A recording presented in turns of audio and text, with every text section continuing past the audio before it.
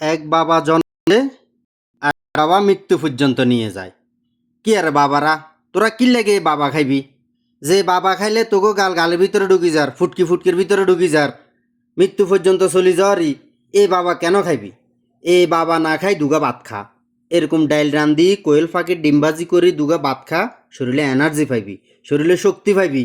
আমার মতন আমি এরকম এই যে কোয়েল ফাঁকির ডিমবাজি করি, কত সুন্দর ডাইল রান্ধি ভাত খাইয়ের। তাইলে বাবা না খাইলে কি দিন জানা? এই যে ভাত খাইলে ডিম খাইলে শরীরে পুষ্টি থাকবো, পুষ্টি হইব। তোরা হেটা না খাই, তোরা খাস বাবা। আর এই বাবা খাই কি লাভ তোকে, তোরা আরো বুঝা। মান সম্মান ইজ্জত সব তো যায় যায়। কালকে একটা ভিডিওতে দেখলাম বন্ধু ইয়াসিনের অবস্থা, হায় হায় রে। এই ফোলাটা কত ভালো ছিল, জীবনে একটা বিড়ি খাইতো না। এখন এই ফোলা বলে বাবা খায় এবং বাবার ব্যবসাও করে, ধরি বান্দি পাবলিকে ফিটাইতে আছে। এবং আমি মনে করি ইয়াসিন আমাদের ক্লাসমেট, আমরা এক লগে লেখাপড়া করছি। ইয়াসিন কিন্তু এত খারাপ ছেলে না।